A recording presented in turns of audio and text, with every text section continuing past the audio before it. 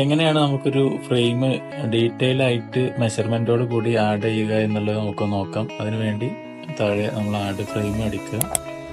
ഫ്രെയിമിന്റെ name select ചെയ്യുക. അതിനുശേഷം നമുക്കൊരു ഫ്രെയിം സെലക്ട് ചെയ്ത് കൊടുക്കുക. അതിനുശേഷം എത്രയാണോ ഫ്രെയിമിന്റെ ഹൈറ്റ് അത് നമ്മൾ ഇതിൽ ആഡ് ചെയ്ത് കൊടുക്കുക. അതായത് ഒരു കിച്ചണിലൊക്കെ സാധാരണ ഒരു 85 സെന്റിമീറ്റർ ഒക്കെ കാരണം ഹൈറ്റ് ഉണ്ടാവുക. അത് ആഡ് ചെയ്ത് കൊടുത്തു. വിഡ്ത്ത് ഒരു 300 സെന്റിമീറ്റർ വിഡ്ത്ത് ആഡ് ചെയ്തു. ഇവിടെ നമ്മൾ കോളം ഒന്നും സെലക്ട് ചെയ്യുന്നില്ല, നേരെ ആഡ് ചെയ്ത് കൊടുത്തു. അപ്പോൾ ഇതുപോലെയുള്ള ഒരു ഔട്ടർ ഫ്രെയിം മാത്രമായിരിക്കും ക്രിയേറ്റ് ആയിട്ടുണ്ടാവുക. അപ്പോൾ നമുക്ക് ഏത് സൈഡിൽ നിന്നാണോ നമുക്ക് അളവെടുക്കാൻ കഴിയുന്നത് അപ്പോൾ അവിടെ ആ ഒരു പോയിന്റ് നമ്മൾ ക്ലിക്ക് ചെയ്യുക.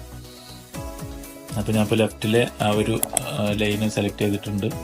സാധാരണ ഇതിൽ നമ്മളൊരു വീട്ടിലേക്ക് അളവെടുക്കാൻ പോകുന്ന സമയത്ത് അവിടെ റോസിമെന്റിന്റെ ഒക്കെ സ്ലാബുകളും ഡിവൈഡറുകളൊക്കെ ഉണ്ടാവും.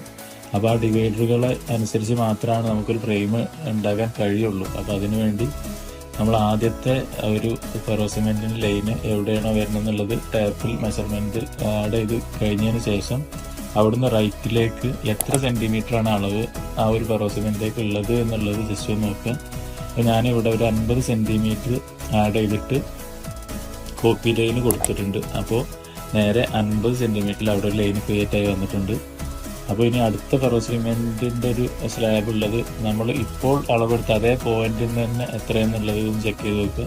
അപ്പോൾ ഞാനിപ്പോൾ ഒരു ഇവിടെ ഫ്രം റൈറ്റിലേക്ക് ഒരു 100 സെന്റിമീറ്റർ ആഡ് ചെയ്തിട്ട് കോപ്പി ലൈന് കൊടുത്ത് നോക്കുക.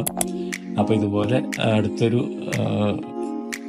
ലൈന് കൂടി ക്രിയേറ്റ് ആയി വന്നിട്ടുണ്ട്.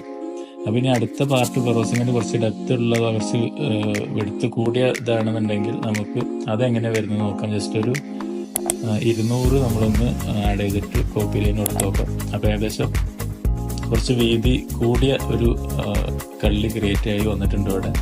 അതുപോലെ തന്നെ നമുക്കൊരു 250 കൂടി ചെയ്ത് നോക്കാം.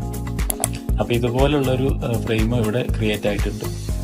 അപ്പോൾ ഇനി നമുക്ക് അതിൽ നടുവത്തെ പോർഷൻ ഡ്രോവർ ആണെന്നുണ്ടെങ്കിൽ അത് മാത്രം സെലക്ട് ചെയ്തിട്ട് നമുക്ക് റോ ഒന്ന് മാറ്റി കൊടുത്താൽ മതിയാവും. 2 കള്ളികളാണ് അതിൽ വേണ്ടതെന്നുണ്ടെങ്കിൽ അതെടുത്തിട്ട് സ്പ്ലിറ്റ് കൊടുത്തു കഴിഞ്ഞാൽ നമുക്ക് ഇതുപോലെ ആയിട്ട് കിട്ടും. അപ്പോൾ ഇതിലേക്കും നമ്മൾ ആദ്യം ചെയ്ത പോലെ തന്നെ നമുക്ക് ഡോറുകൾ ആഡ് ചെയ്ത് കൊടുക്കാം. നമുക്ക് ഡോർ ടൈപ്പ് സെലക്ട് ചെയ്തതിനു ശേഷം ഏത് ഡോറാണോ വേണ്ടത് അത് ഡോർ ടൈപ്പ് ഹാൻഡിലാണെങ്കിൽ നമ്മൾ അതിൻ്റെ കളർ സെലക്ട് ചെയ്യുക.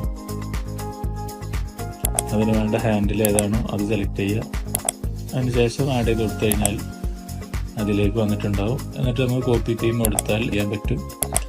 അതിനുശേഷം നമ്മൾ ആ ഒരു തീം ഓഫാക്കി ഇടുക. അതിനുശേഷം